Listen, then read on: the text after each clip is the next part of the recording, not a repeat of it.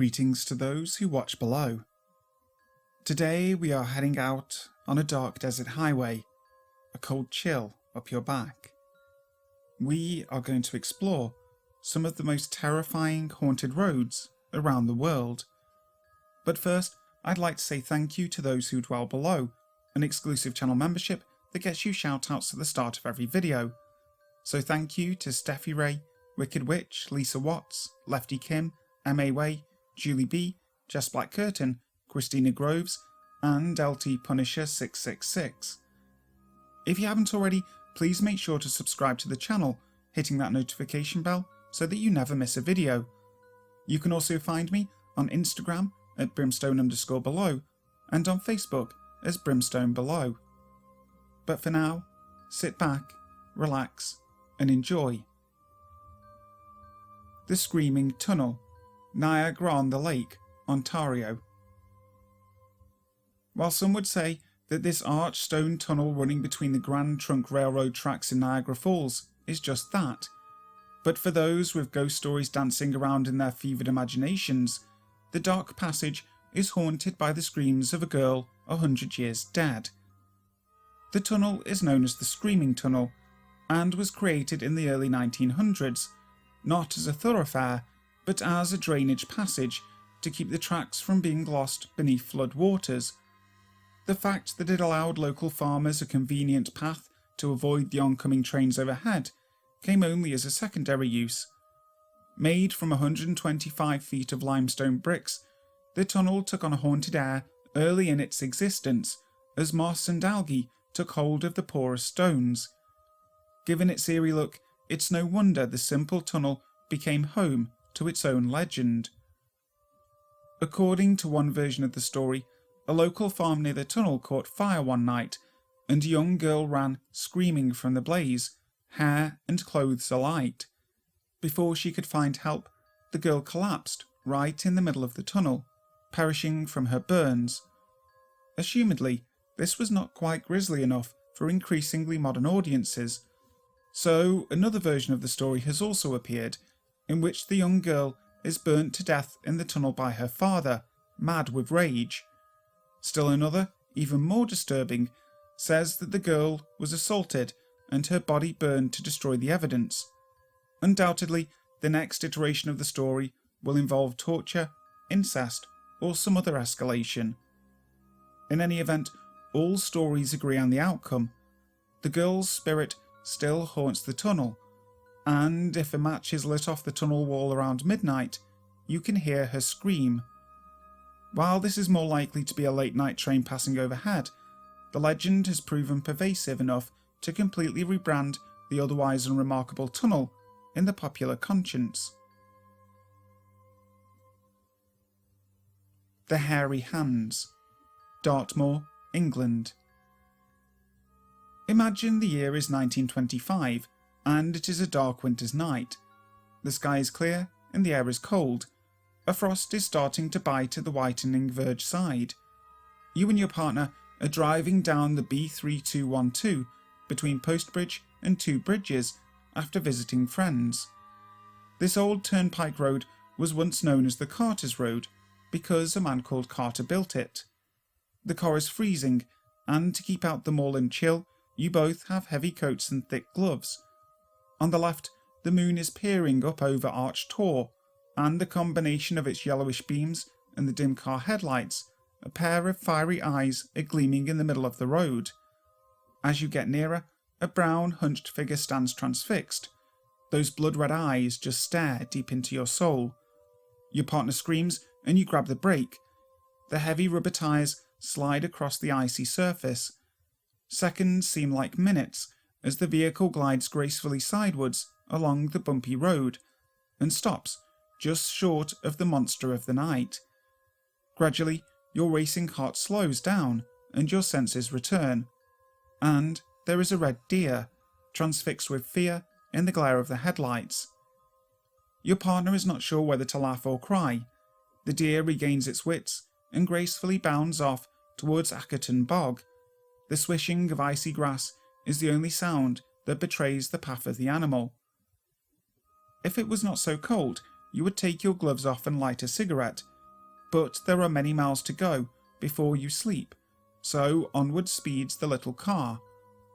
The headlights pick out the small Higher Cherrybrook Bridge in the distance, and you can see the sharp right-hand bend leading toward it. Knowing the road is icy, you gently apply the brakes and select your course, allowing for the hard granite parapet of the bridge. Suddenly, and for no reason, the car sharply veers to the left-hand side of the road. You grip the wheel tighter and notice a pair of severed, hairy hands clamped around it. No matter how hard you try to force the car back onto the road, the hands stubbornly steer it toward the verge. A sickening jolt announces that the car has just left the road. This is followed by a nerve-grating screeching sound as the willow branches scratch along the side of the vehicle. Eventually, the car crashes to a halt. Steam billows, hissing up into the cold night air, and there is silence, a stomach-churning silence. Nervously, you glance at the steering wheel. Those putrid, ghostly hands have vanished as quickly as they appeared. You check your partner. She is as white as the big moon that is hanging over the moor. The smell of hot, oily water and burning rubber flares your nostrils. Congratulations, you have just met the hairy hands of Dartmoor. Sometime around the early 1900s, a series of unexplained accidents were reported along the stretch of the B3212 road, which runs from above Post Bridge to Two Bridges. Cyclists said how suddenly the handlebars of their bikes were wrenched out of their hands, forcing the bike into the ditch. Pony and traps were also forced off the road and onto the verge. Drivers of cars and motor coaches were experiencing the same occurrences. In the 1920s, a woman staying in a caravan parked in the ruins of Powder Mills was awoken one night and saw a hairy hand creeping up her window. She made the appropriate sign of the cross and the dismembered limb vanished. A car was then found upturned in the ditch with its driver dead at the wheel. The cause of the accident was never established. In 1921, Dr. Helby from Princeton was driving his motorcycle and sidecar when near the entrance of Arkerton it was suddenly forced out of control and crashed. In the sidecar were two daughters. Some say they were the daughters of the Deputy Governor of Dartmoor Prison, while others suggest it was his own two daughters. The two girls were tossed out of the sidecar, thus receiving minor injuries, but sadly the doctor was killed, the cause of death being a fractured skull. At the inquest, the coroner's verdict was that the accident was due to the wheel spokes and axle of the motorcycle breaking up. Not long after this tragic event, an army officer was injured when his motorcycle was driven off the road. He lived to tell the tale, and the one he told was that of muscular, hairy hands clamping over his and forcing the bike into a verge. The Daily Mail soon picked up the story, and the ghostly events became headline news. In a letter to the Western Morning News on the 24th of October 1921, the Dartmoor author Beatrice Chase gave her opinion on the case. She suggested that these things may be due to the magnetic rocks, of which there are many on Dartmoor. This extraordinary season may have increased or alerted the magnetic currents. It would appear to have some connection with metal, and the steering wheel or handlebars would act as conductors, and an electric shock might account for the strange sensation described by the young officer. In the interests of the public, it would be nice if someone with the requisite instruments could test the road from the top of Merrypit Hill to Arkerton. The local authorities sent engineers to investigate, and repairs were made to the road, although this had nothing to do with testing for magnetic currents. There is a tale that later that year, a carriage carrying some tourists along the B3212 had an unfortunate encounter with the ghostly hairy hands. Apparently, the vehicle was merrily speeding along when suddenly it swerved and shot across the other side of the road and mounted a bank. At this point of time, seatbelts were not compulsory, and so several of the passengers were ejected out of the coach, one of which was seriously injured. Afterwards, the driver reported that a pair of ghastly hairy hands had grabbed the wheel and forced him off the road. In the September of 1947, another tragic accident happened near the Cherrybrook Bridge. A young couple from Exeter had visited Princeton, where the boyfriend had drunk 2 or 3 glasses of beer. They then travelled home on a motorbike and sidecar, in which the young lady was travelling. Owing to the fact that her boyfriend had had a couple of beers, she asked him to drive slowly. For some reason, as the motorbike approached Cherrybrook Bridge, it began to accelerate and lose control. The young girl was flung out of the sidecar onto the grass verge, while her boyfriend carried on and smashed into the bridge. When assistance came, he was rushed into Tavistock Hospital, where he sadly died from a fractured skull. At the inquest, P.C. Tancock of Princeton stated that the couple were perfectly sober when they had left Princeton, and that as the machine approached the bridge at speed, it went into a wobble, and the young man was unable to regain control. The verdict was accidental death. Was this simply an accident, or did some mysterious force cause the bike to wobble and crash? Even in 2008, another motorist reported that he saw a huge pair of what looked like hairy paws grab his steering wheel in an attempt to force him off the road. To this day, there are still reports of either spectral hands grabbing the steering wheel or of an evil presence inside the car, in which some cases leads to erratic steering. The Street with No Name. The Street with No Name, Sydney, Australia. On the southern end of Sydney, Australia's Jubilee Park, right next to the border between the neighbourhoods of Glebe and Annandale, there's a viaduct that runs between Victoria Road and the Crescent. And along this viaduct, there's an unnamed road, a forested path that used to be accessible to the public, but which is now fenced off with a danger crane working overhead sign, warning passers-by away. Fittingly, the road is called the Street with No Name, and it's one of Sydney's most haunted locations. The viaduct is one of a pair in the area, collectively called the Glebe Viaducts. The two structures were built between 1892 and 1922 to facilitate the transportation of goods by railway. They're beautiful to look upon, as well as historically and technologically significant. But only one of these viaducts claims the Street with No Name as its neighbour. The unnamed path runs along the back of the Jubilee Park viaduct, not visible from Jubilee Park itself, but it's there if you know where to look. As is often the case with haunted locations, it earned its reputation through a combination of legend and history. According to legend, as many as 6 children were found murdered at various points along the road over the course of many years. 3 of those alleged murders may be nothing but legend, as there's no evidence they really occurred, but the other 3, those did happen. On May 11th, 1968, 3-year-old Simon Brooke went missing near his family's home on Alexandra Lane in Glebe. Sometime between 11:30 a.m. and 12:30 p.m, Simon disappeared from the front yard. Although his father Donald had seen him in the yard at around 11:30, an hour later he was gone, the front gate left open. Simon was seen that afternoon by several witnesses at Jubilee Park near the park's sports stadium, quite near the Street with No Name.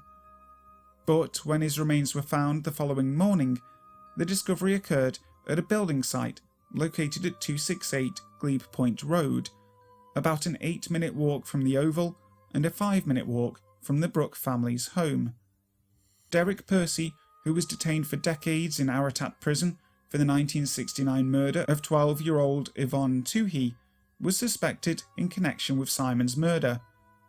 However, Percy died of lung cancer in 2013. Simon's case remains unsolved.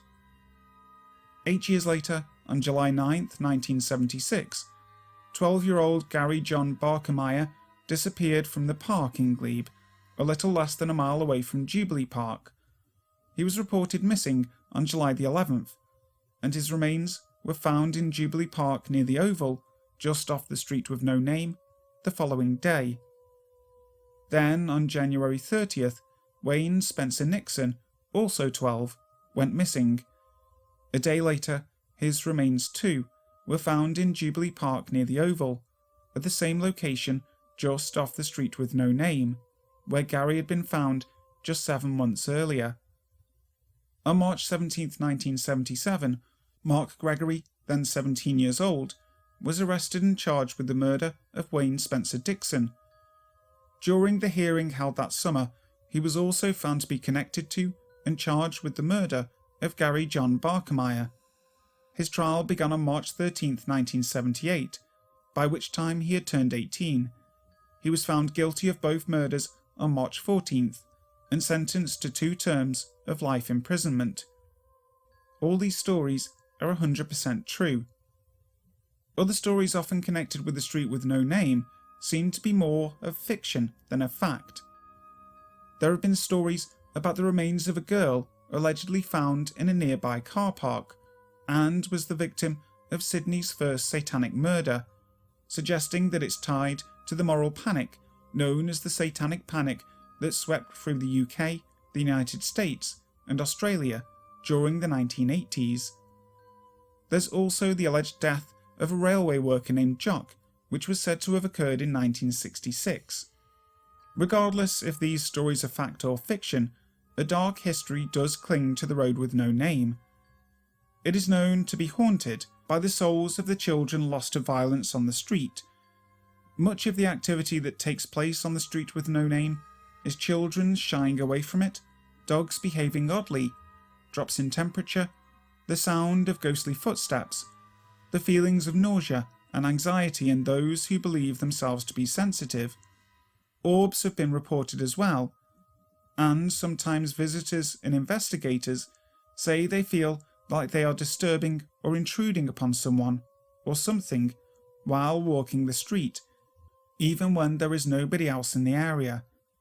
Some have even reported smelling strange odours, paired with the sensation of sudden pressure on their chest. Clinton Road, New Jersey. Named for the now vanished settlement of Clinton, Clinton Road in West Milford, Passaic County, New Jersey, has scared the hell out of people for decades. Cut through a heavily wooded area with almost no houses, this road lets your creepy imagination run wild. You'll have plenty of time to muster the courage to travel north on Clinton Road, as the traffic light at Route 23 in Clinton Road holds the record for being the longest light in America.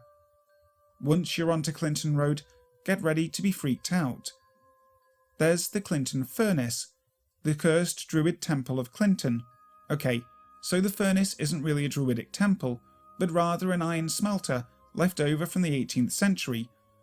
But word went round that it was actually an old druidic or satanic temple. The temple story stuck, and today it's fenced off to keep all you ghost hunters from getting hurt. Still, it's creepy at night, and reports of ceremonies around it are not uncommon. Near the Clinton Reservoir, you'll find a bridge and a sharp dead man's curve. Legends say that if you toss a coin into the water, the spirit of a boy who died at the bridge will toss it back. People also claim they've also seen the boy's reflection in the water. Others say that they've been pelted with coins. Cross Castle is another haunted hotspot along the 10-mile stretch of road. Although nothing but the foundation remains today, a 3-story castle-like structure once stood in these eerie woods. It was built in 1905 by Richard Cross for his wife and children to live in. When the stone walls still stood, the place was a hotbed for the satanic and occult. Then it burned down and was razed. Only the stone foundation and some other structural odds and ends still stand. My guess is it is still a popular spot for rituals, so maybe don't go there after dark. Lastly, other creepy things people have claimed to see on this road include mythical crossbred creatures, people dressed in strange outfits disappearing, and ghost vehicles chasing cars off the road. Also, Clinton Road has long been known as a hangout for the Ku Klux Klan, ever since the German-American Bund held their hate camps in the area. Oh, and don't forget the dead body of a cyclist found just off the road in 1983. The corpse had apparently been frozen before it was dumped in an attempt to make investigators believe the death had happened after it actually occurred. A mafioso later confessed to the crime. Zombie Road, Missouri. The stories associated with the old roadway nicknamed Zombie Road are many. Located outside of St. Louis, the original name of the road was Lawler Ford Road, and it was constructed in the late 1860s. It was originally built to gain access to the Merrimack River and the railroad tracks located alongside. It started to be referred to as Zombie Road as early as the 1950s. When the road was used more frequently, the narrow, winding lane running around 2 miles through dense woods still had an eerie vibe. Strange shadows and areas of half light, together with the inability to see what was coming along the next curve and the narrow width, made it a dangerous bit of road. Eventually, it fell into disrepair and was abandoned and mostly unused. The secluded location made the Lawler Ford Road a destination in the 1950s as a local hangout for area teenagers for parties, drinking, and making out. Today, those who come to Zombie Road come for a different reason. Over the years, the road has gained a reputation for being haunted. Based off of legends and stories, those with supernatural curiosities began to visit the area. One popular story, and the reason for the name of the road, is that of the Zombie Killer, a creepy guy who lived in a shack in the woods and would attack young lovers looking for a place to be alone. As the years passed, the stories continued. One of the most spine-tingling may be the frequently retold story about the ghost of a person who was hit by a train and now haunts the area. This legend becomes more chilling with the real story of Della Hamilton McCullough.